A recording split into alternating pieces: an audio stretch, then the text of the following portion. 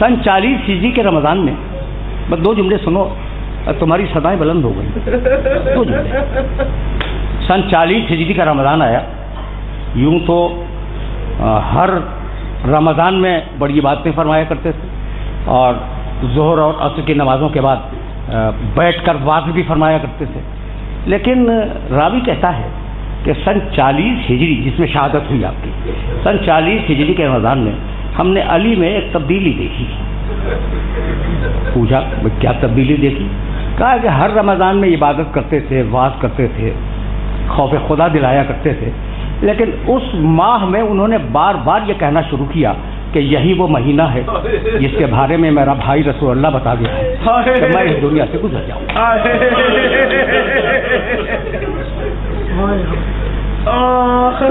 یہ علی نے روزانہ کہنا شروع کیا، روزانہ، کہ میں اس مہینے میں اس دنیا سے چلا جاؤں گا، میرا بھائی رسول اللہ مجھے بتلا گیا ہے. لوگ سنتے تھے اور گریا کرتے تھے. ایک دن درس کے بعد،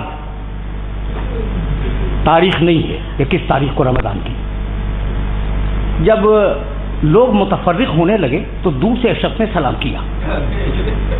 جواب سلام دیا، کہا ادھر آ. قریب آیا، کہا تیرا نام کیا ہے؟ کہا یا امیر المومنین میرا نام ہے عبد الرحمن. کہا تیرے باپ کا نام؟ کہا ملجم. کہنے لگے کیا تیرا تعلق قبیلہ مراد سے ہے؟ کہا ہاں یا امیر المومنین میں بنی مراد سے. کہا بیٹھ جا. ابن ملجم بیٹھ گیا. کہا تجھے کچھ یاد ہے کہ جب تو بہت چھوٹا سا تھا تو تیری یہودی دایا جو تجھے کھلاتی تھی، جب وہ ناراض ہوتی تھی تو تجھے تماچے مارتی تھی، اور یہ کہہ کے تماچے مارتی تھی کہ تو ناقہ صالح کی ٹانگیں کاٹنے والا ہے. وہ گھبرا گیا. کہا یا علی آپ کو تو اس کا بھی پتہ ہے. کہا مجھے تیرا ماضی بھی معلوم ہے، تیرا مستقبل بھی معلوم ہے. ابن ملجم میں دیکھ رہا ہوں کہ تیری تلوار سے میرے سر میں شگاف آئے. سنو انسان کیسے بدلتا ہے. تیری تلوار سے میرے سر میں شگاف آئے گا، میں دیکھ رہا ہوں. اس نے تلوار پھینک دی. کہا یا علی میں نے تو آپ کے ساتھ جنگوں میں شرکت کی ہے، بعض جنگوں میں شریک بھی ہوا تھا، میرے لیے فیصلہ تو اگر آپ یہ سمجھتے ہیں تو آپ مجھے قتل کر دیں. یہ تلوار ہے. گھور کے دیکھا، اور یہ علی کہہ سکتے تھے. کہنے لگے ہم واقعے کے ہونے سے قبل کسی کو سزا نہیں دیا.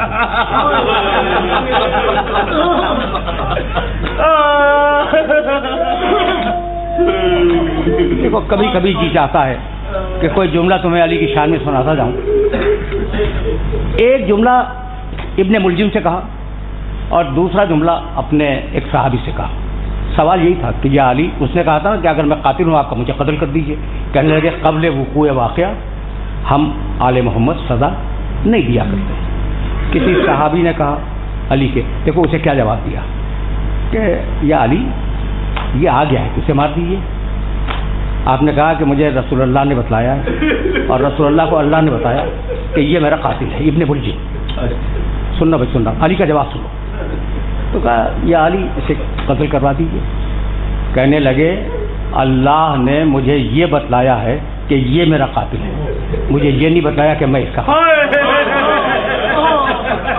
یہ علی کہہ سکتے، یہ علی ہی کہہ سکتے. کہا ابن ملجم اگر اپنے آپ کو بچا سکتا ہے تو بچا لے، دور چلا جا. اسی دن ابن ملجم یمن کی طرف روانہ ہو گیا. تاریخیں گزرتی رہیں. 13ویں رمضان سے علی تو روزانہ فرما رہے تھے نا کہ اس مہینے میں میں تم سے جدا ہو جاؤں گا. 13ویں رمضان سے اپنے بچوں کو بٹھا کر وصیتیں لکھوانی شروع کی. حسن، حسین، محمد حنفیہ، دوسرے بچے، انہیں وصیتیں فرماتے بھی تھے، وصیتیں لکھواتے بھی تھے. ابن ملجم یمن چلا گیا. یمن سے 18 رمضان کو واپس آیا اور اب اس نے علی سے ملاقات نہیں کی۔ ہماری روایتیں لکھتی ہیں کہ 18 کا دن گزر کے رات کو علی ام کلثوم کے گھر مدعو تھے۔ 2 جملے تو اور کروں نے مصائب کے۔ بیٹی نے ایک پیالہ دودھ کا رکھا، تھوڑا سا نمک رکھا، ایک روٹی رکھی، گھور کے دیکھا، کہا بیٹی تو نے کبھی دیکھا علی کو کہ اس نے ایک وقت میں 2 سالن استعمال کیے؟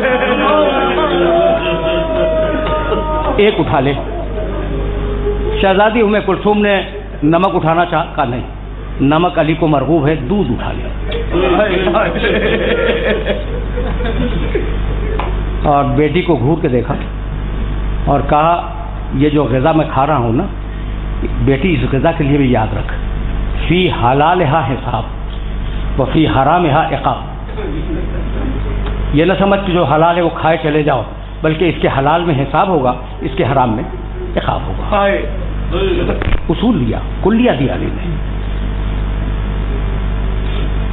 2 لقمے کھائے نمک کے ساتھ، پانی پیا، قدر کی رات تھی، عبادت میں مشغول ہوئے۔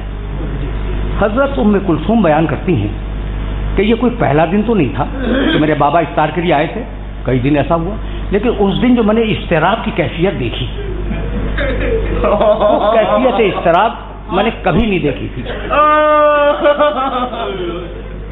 شب قدر کے اعمال کیے، باہر نکلے، آسمان کو دیکھا، پھر واپس آئے، کہنے لگے انا للہ و انا الیہ راجعون۔ 3-4 مرتبہ ایسا ہوا کہ علی باہر گئے، ستارے دیکھے، پھر واپس آئے، کلمہ استرجاع بیان کیا۔ تو پوچھا کہ بابا آج کیا بات ہے؟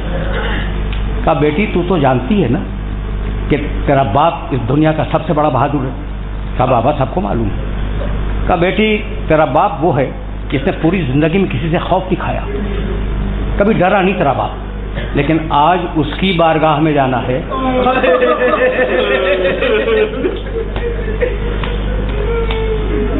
2 جملے سنو، آرام سے سن لو، اس لیے کہ واقعات ان تفصیلوں کے ساتھ بیان نہیں ہوتے۔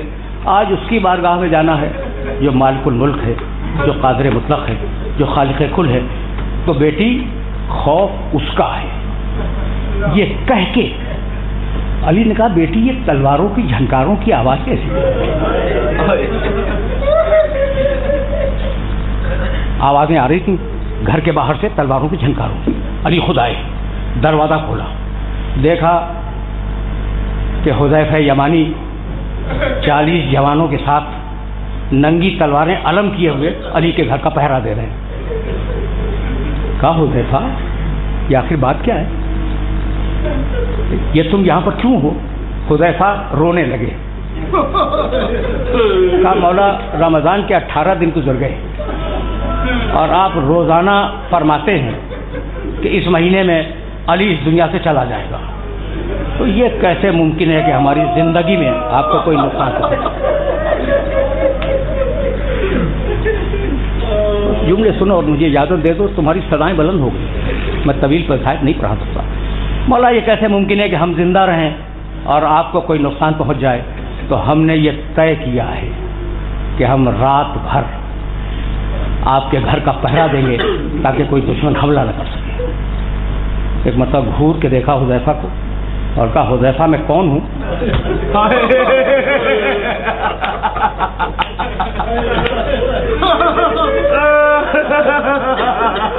یہ سوال آسان نہیں ہے۔ تم سوچو کہ علی پوچھ رہے ہیں حذیفہ سے کہ حذیفہ میں کون ہوں؟ یہ خدا کی قسم اس سوال کا جواب آتا ہے۔ تم سوچو کہ اگر علی تم سے پوچھ لے کہ میں کون ہوں، کیا جواب دو گے؟ حذیفہ کانپنے لگے، منہ سے جواب نہیں نکل رہا، لڑکھڑاتی ہوئی زبان سے جواب دیا کہ مولا آپ میرے امام ہیں۔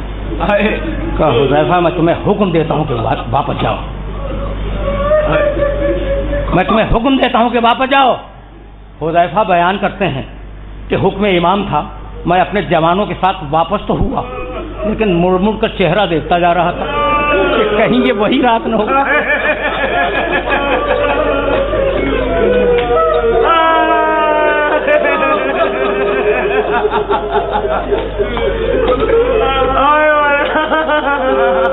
کہیں یہ وہی رات نہ ہو جس میں میرا مولا مجھ سے جدا ہو جائے. لیکن حکم امام تھا, میں واپس آ گیا.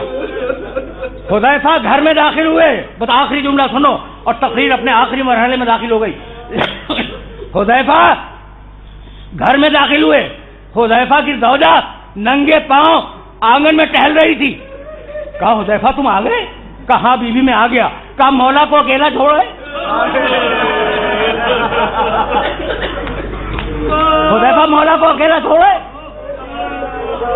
کہا بی بی تسلی رکھ, میں خود نہیں آیا, میرا مولا امام ہے, اس نے حکم دیا کہ واپس جاؤ, میں آ گیا. اور یہ کہہ کے تسلی دی کہ بی بی تسلی رکھ, تو جانتی ہے نا کہ وہ قاتل مرحب و انتر ہے, وہ فاتح خیبر ہے, کسی کی مجال ہے کہ اسے ٹیڑھی آنکھ سے دیکھ سکے, تسلی رکھ. یہ کہہ کے حذیفہ نے تلوار پھینکی, تکیے پہ سر رکھا, کچھ دعاؤں میں مشغول تھے کہ ایک مرتبہ آنکھ لگ گئی. حذیفہ کی زوجہ نے جھنجھوڑ کے جگایا کہ حذیفہ کوئی آواز سن رہے ہو؟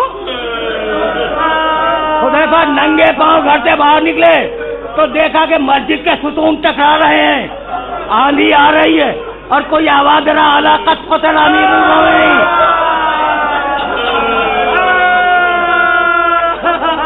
ارے اٹھو علی مارے گئے. لوگ دھوک در دھوک جا رہے تھے. بس آخری جملہ سنو, مجھے نہیں ملتا کہ جب یہ آواز بلند ہوئی الا قد قتل امیر المومنین تو شہزادیوں کا عالم کیا ہوا, لیکن اتنا ملتا ہے کہ دروازے تک آ گئی تھی. زینب بھی دروازے پہ تھی, ام کلثوم بھی دروازے پہ تھی.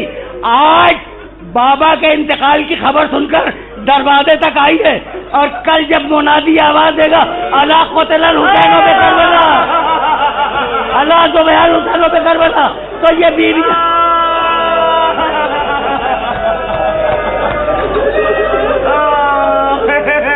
وَسَيَعْلَمُ الَّذِينَ ظَلَمُوا أَيَّ مُنقَلَبٍ يَنقَلِبُونَ رَبَّنَا تَقَبَّلْ مِنَّا إِنَّكَ أَنْتَ السَّمِيعُ الْعَلِيمُ.